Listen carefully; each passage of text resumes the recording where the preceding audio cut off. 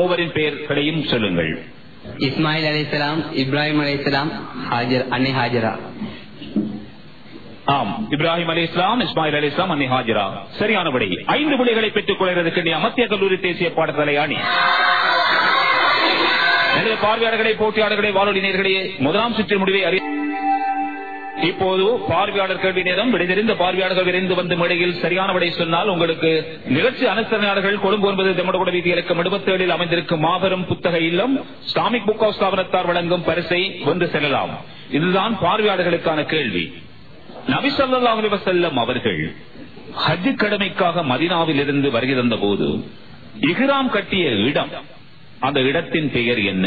மதீனாவில் இருந்து வருகின்றவர்கள் இஹ்ராம் கட்டுகின்ற இடம், இப்போதும் அங்கேதான் இஹ்ராம் கட்டுவார்கள். பார்வையாளரிடம் கேட்ட கேள்விக்கு விடையளிப்பதற்கு பாடசாலை மாணவர் ஒருவர் வந்திருக்கின்றார். உங்களுடைய பெயர், வகுப்பு, பாடசாலை, விடை. பெயர் நகீர். நான் தாருல் மகாவித்யாலயத்திலே 13ஆம் வகுப்பில் ஹஜ்ஜிக்கிறேன். விடை துல் குலைஃபா என்பது சரியான விடை. அந்த பள்ளிவாசலிலே தான் இஹ்ராம் கட்ட வேண்டும். மதீனாவில் இருந்து வருகின்றவர்கள் எல்லோரும் அங்கேதான் நபி ஸல்லல்லாஹு அலைஹி வஸல்லம் அவர்கள் ஹஜ் கடமைக்காக வருகின்ற போது இஹ்ராம் கட்டினார்கள்.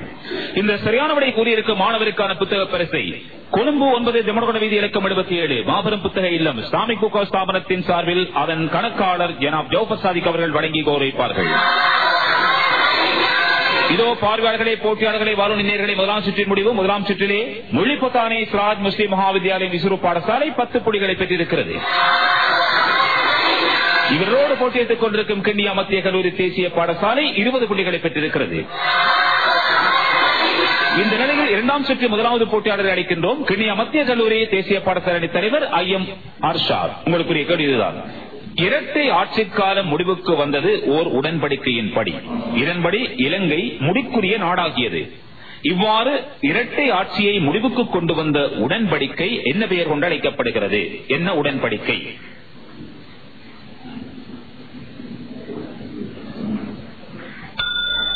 அதே அணியைச் சேர்ந்த ஒருவர் வந்து விடை கூறலாம். உடன்படிக்கை இல்லை, எதிரணிக்கு சந்தர்ப்பம். இரு அணிகளும் விடையளிக்க தவறுவிட்ட அந்த கேள்விக்கான சரியான விடை ஏமியன்ஸ் உடன்படிக்கை என்பதே சரியான விடை. ஏமியன்ஸ் உடன்படிக்கை. இனி அடுத்த விடையளிக்கும் போட்டியாளர் முள்ளிப்பத்தானை சிராஜ் முஸ்லிம் மகாவித்யாலயம் இஸ்ரோ பாடசாலையின் அணி தலைவர் ஏ இர்ஃபான்.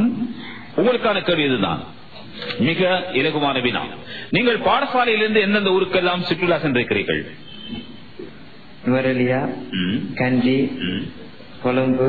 தென் மாகாணத்தில் போகல. அப்படி நீங்கள் தென் மாகாணத்துக்கு போனால் காலி நெருங்கும் போது காலிக்கரையில் கடலில் கிளக்கும் நதியின் பெயர் என்ன என்பதை அறிந்து கொள்ளலாம். இப்போது நீங்கள் படித்திருப்பீர்கள். சொல்லுங்கள், காலிக்கரையில் கடலில் கிளக்கும் நதியின் பெயர் என்ன? காலி நகரத்துக்கரையில். அதை அணியைச் சேர்ந்த ஒருவர் வந்து விடை கூறலாம்.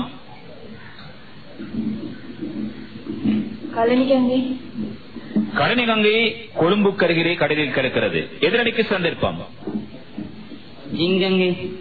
ஜின்கங்கை என்பதை சரியான விடை. 5 புள்ளிகளை பெற்றுக் கொள்கிறது கிண்ணியா மத்திய கல்லூரி தேசிய பாடசாலை அணி. இனி அதே அணியின் அடுத்த போட்டியாளரை அழைக்கின்றோம். MHM இன்சமாம். உங்களுக்கான கேள்வி இதுதான். நீங்களும் கல்வி சுற்றுலா சென்றிருக்கிறீர்களா? கொழும்பில் எந்தெந்த இடங்களுக்கு போயிருக்கிறீர்கள்? பாராளுமன்றத்துக்கு இன்னும் போகவில்லை. மக்கள் வாக்களித்தால் நீங்கள் போகலாம். நல்லது. அதுக்கு முன்பாக பாடசாலையோடு சென்று போனாலும் போய் பார்க்கலாம். உங்களுக்கான கேள்விதான். இலங்கை பாராளுமன்றம் எந்த வாவியின் நடுவே அமைந்திருக்கிறது? இலங்கை பாராளுமன்றம் எந்த வாவியின் அருகே அமைந்திருக்கிறது? தேவண்ணாவயா அல்லது தேவண்ணா வாவி என்பது சரியான விடை. 10 புள்ளிகளை பெற்றுக் கொள்கிறது கிண்ணியா மத்திய கல்லூரி தேசிய பாடசாலை அணி. முள்ளிப்பத்தானை சிராஜ் முஸ்லிம் மகாவித்யாலய அணியின் அடுத்த போட்டியாளர் ஏ ரியாஸ். உங்களுக்குரிய கேள்வி இதுதான்.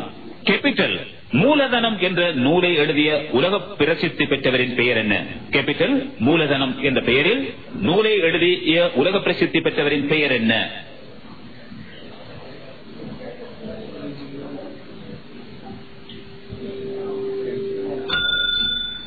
அதை அணியைச் சேர்ந்த எவரேனும் ஒருவர் கூறலாம் விடை. கிண்ணியா மத்திய கல்லூரி அணிக்கு சந்தர்ப்பம். அடம் ஸ்மித். பொது உடைமை கொள்கையை வகுத்த கார்ல் மார்க்ஸ் என்பதே சரியான விடை. எவருக்கு முடிகள் இல்லை. இனி கிண்ணியா மத்திய கல்லூரி தேசிய பாடசாலை அடுத்த போட்டியாளர் MFM ஃபர்ஹான். உங்களுக்கான கேள்விதான், நன்றாக கேட்டுக்கொள்ளுங்கள். 20ஆம் நூற்றாண்டின் முற்பகுதியில் அயர்லாந்தில் பிறந்து இங்கிலாந்தில் வாழ்ந்த ஒரு இலக்கிய மேதை பிக்மேலியன் என்ற நவீன நாடகத்தை எழுதியவர். உயர் வகுப்புகளில் ஆங்கில இலக்கிய பாடத்தில் இது அடக்கப்பட்டிருக்கிறது. இந்த படைப்பாளியின் பெயர் என்ன? 20ஆம் நூற்றாண்டின் முற்பகுதியில் அயர்லாந்தில் பிறந்து இங்கிலாந்தில் வாழ்ந்த ஒரு இலக்கிய மேதை, இவரால் எழுதப்பட்ட நவீன நாடகம் ஒன்றுதான் பிக்மேலியன்.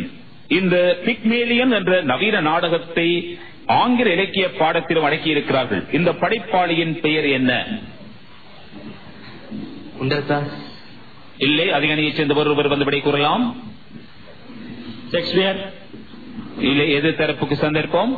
முலிபத்தானி சிராஜ் முஸ்லிம் மகாவித்யாலய அணி. இரு அணிகளும் விடையளிக்க தவறிட்டிருந்த கேள்விக்கான சரியான விடை பெர்னார்ட் ஷோ என்பதே சரியான விடை. பெர்னார்ட் ஷோ என்பதே சரியான விடை. இனி முலிபத்தானி சிராஜ் முஸ்லிம் மகாவித்யாலய அணி நடத்த போட்டியாளர் எஸ் நிர்சானா. எஸ் நிர்சானா, உங்களுக்கான கேள்விதான். ஜப்பான் நாட்டின் நாணயம் ஏன்?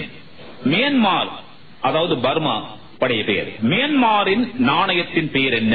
மியான்மர் நாட்டின் நாணயத்தின் பெயர். இலங்கை நாணயம் ரூபா என்பது போல மியான்மர் நாட்டின் நாணயம் பவுண்ட் என்பது பிழை. அதே அணியைச் சேர்ந்த வேறொருவர் வந்து விடை கூறலாம்.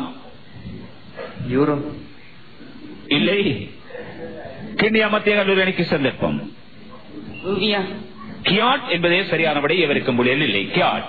இனி கிண்ணியா மத்திய கல்லூரி தேசிய படகு அணி எடுத்த போட்டியாளர் MAM அர்ஷாத், உங்களுக்கான கேள்விதான். இந்தியாவின் நாணயம் ரூபா. இந்தோனேஷியாவின் நாணய அலகின் பெயர் என்ன? ரூபில். அதே அணியைச் சேர்ந்த ஒருவர் வந்து விடை கூறலாம். ரூபில் என்பது பிழை.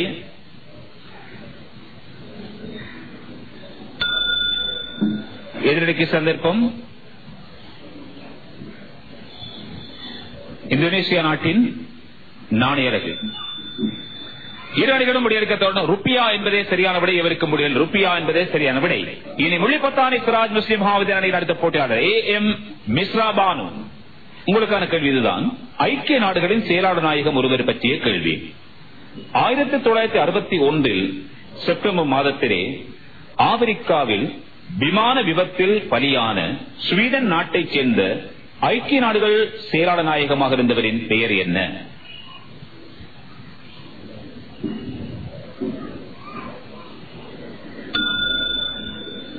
அதே அணியைச் சேர்ந்த ஒருவர் வந்து விடை கூறலாம். ஐக்கிய நாடுகள் செயலாளர் நாயகங்களில் ஒருவராக பதவி வகித்தவர்.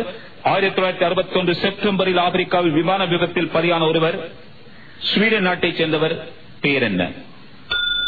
கிண்ணியா மத்திய கல்லூரி அணி. பிக்வீலி அவர் அல்ல. அவர் முதலாவது செயலாளர் நாயகம். டக் ஹமர்சோல்ட் என்பதே சரியான விடை. டக் ஹமர்சோல்ட் என்பதே சரியான விடை. இனி கிண்ணியா மத்திய கல்லூரி தேசிய பாடசாலை அணியின் இறுதிப் போட்டியாளர் MFM வசீம், உங்களுக்கான கேள்விதான். மிக இலகுவான வினா. விண்வெளிக்கு ஸ்புட்னிக் 2 சென்ற நாயின் பெயர் எது என்று கேட்டால் லைக்கா. கேள்வி அது அல்ல, மனிதன் பற்றிய கேள்வி, அதிலும் பெண்மணி பற்றிய கேள்வி. லைக்காவும் ஒரு பெண் நாய் தான். கேள்வி என்னவென்றால் விண்வெளிக்கு முதலில் சென்ற பெண்மணியின் பெயர் என்ன? விண்வெளிக்கு முதலில் சென்ற பெண்மணியின் பெயர் என்ன? ரஷ்யா நாட்டைச் சேர்ந்த பெண்மணி. அதே அணியைச் சேர்ந்த ஒருவர் வலண்டினா தெரஸ்கோவா. வலண்டினா தெரஸ்கோவா என்பதை சரியான விடை. 5 புள்ளிகளை பெற்றுக் கொள்கிறது கிண்ணியா மத்திய கல்லூரி அணி. இனி முலிபத்தானி சிராஜ் முஸ்லிம் மகாவித்யாலய அணியின் இறுதிப் போட்டியாளர் AH ரினோஜா, உங்களுக்கான கேள்விதான். சூரியனை சுற்றி வலம் வரும் கோள்களின் மொத்த எண்ணிக்கை 8. கேள்வி என்னவென்றால் இந்த 8 கோள்களுக்குள்ளே ஈர்ப்பு சக்தி மிக அதிகமான கோள் எது என்பதே உங்களுக்கான கேள்வி. இல்லை. அதே அணியைச் சேர்ந்த ஒருவர் வந்து விடை கூறலாம். 8 ஒன்று போய் 7 இருக்கு. சொல்லுங்க. 7 ஒன்று.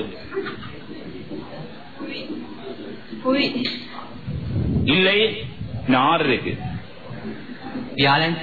வியாழன் என்பது சரியான விடை. 5 புள்ளிகளை பெற்றுக் கொள்கிறது கிண்ணியா மத்திய கல்லூரி தேசிய பாடசாலை அணி.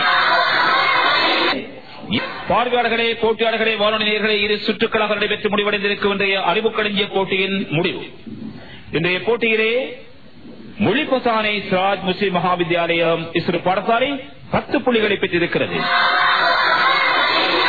இவரோடு போட்டியிட்ட கிண்ணியா மத்திய கல்லூரி தேசிய பாடசாலை 45 புள்ளிகளை பெற்றிருக்கிறது.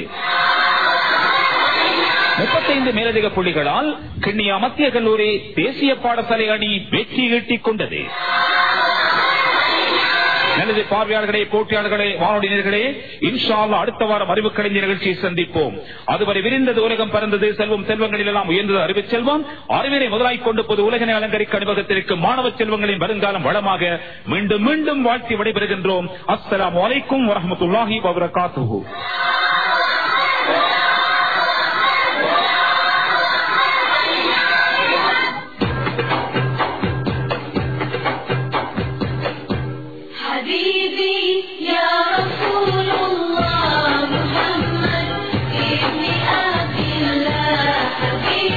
அறிவு களஞ்சியம் கேட்டீர்கள். நடத்தியவர் ARN ஜிப்ரி. நிகழ்ச்சி தயாரிப்பு இஸ்மாயில் M. இலியாஸ்.